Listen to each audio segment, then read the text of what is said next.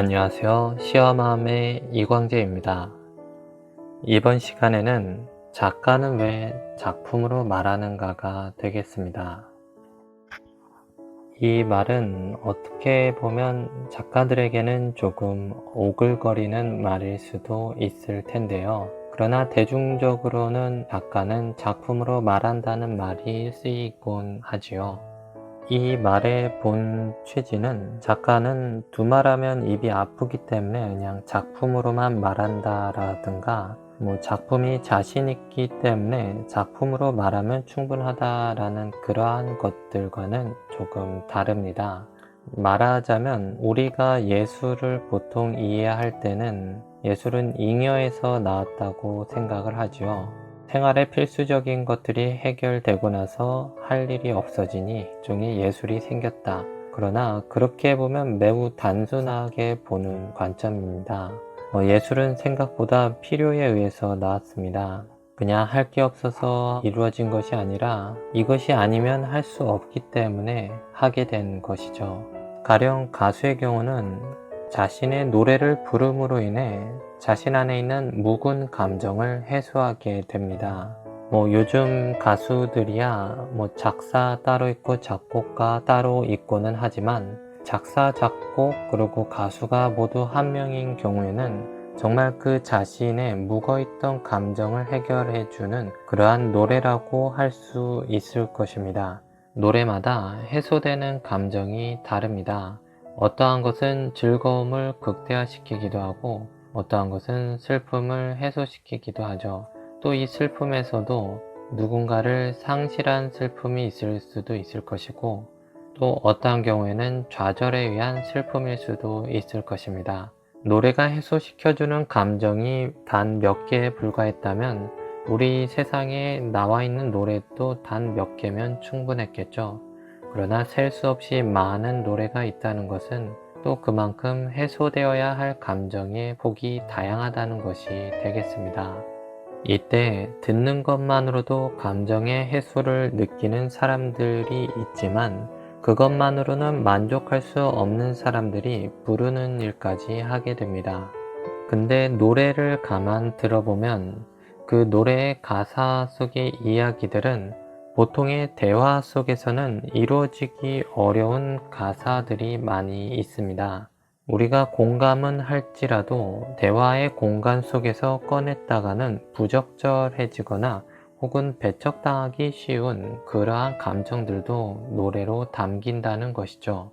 말하자면 누군가가 말해줄 용의를 갖지 않을 만한 것들이 그러나 우리 안에는 쌓여있는 그러한 것들이 노래로 풀린다는 것입니다.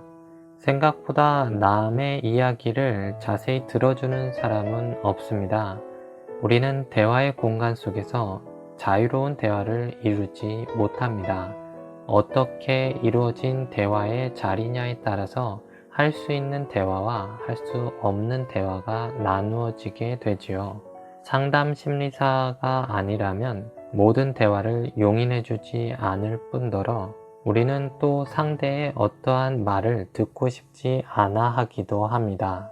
이러한 모습들은 나쁘고 좋다의 문제이기보다는 바로 이러한 것이 사람의 인심이라고 할 수 있을 것입니다. 그러다 보니 자연스럽게 생겨나는 이러한 현상에 대해서 해소할 방향을 찾아 나서는 것이 예술이라는 방법을 택하게 된 것이죠. 그러니까 어떠한 감정에 대해서 표현은 하지만 그것을 남들이 들을 만한 수준에서 아름답게 풀어낸 것이 바로 예술이 된 것이라 할 수 있는 것입니다. 말하자면 우리는 생각보다 어떠한 형식을 따질 때가 있습니다. 길바닥에서 그냥 돗자리를 깔고 이야기를 한다면 그 안에서 나눌 수 있는 대화 주제는 별로 없겠죠. 그러나 어떤 근사한 카페에서 은은한 조명과 편안한 음악을 들으면서 이야기를 나누게 된다면 그 상황에서는 조금 거슬리는 이야기도 할 수 있게 되고 또 어떤 거슬리는 이야기도 기꺼이 들어줄 수 있게 되겠죠. 일상의 대화 속에서도 어느 정도 충분한 감정의 해소를 이룰 수 있는 그러한 사람들도 물론 있습니다. 그러한 사람들은 대화의 스킬이 좋은 것이죠. 그때 이 대화의 스킬은 일종의 예술이라고도 감히 말할 수 있는 것일 겁니다. 대화의 기술이 없는 사람일수록 할 수 있는 말에는 제약이 따를 것이고, 그래서 비교적 말이 적고 조금 조용한 사람들이 또 예술 쪽으로 빠지는 경우가 많은 것은 바로 앞서 말씀드렸던 이유에서라고 또 말할 수 있을 겁니다. 사람 안에는 자연스럽게 생겨나는 감정이 있고, 또 그것을 순환시키고 해소해야만 하는 것들이 있는데, 방법을 곧바로 찾아낸 사람들은 대화 안에서 많은 것들을 해결할 것이고, 일반적인 대화 자체로는 해결할 수 없는 사람들은 결국 그것을 표현할 만한 용인될 수 있는 방법의 다른 형식을 찾아 나서게 된 것이죠.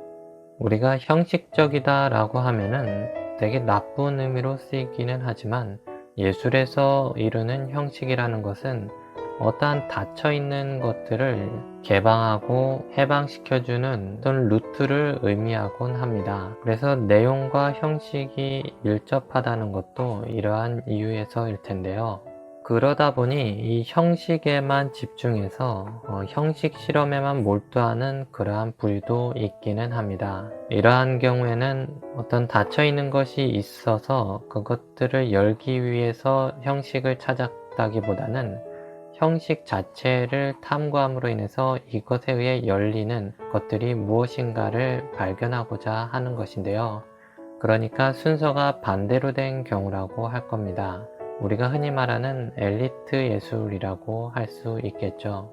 필요에 의해서가 아니라 실험이나 탐구 속에서 만족을 느끼는 그러한 경우인 것입니다.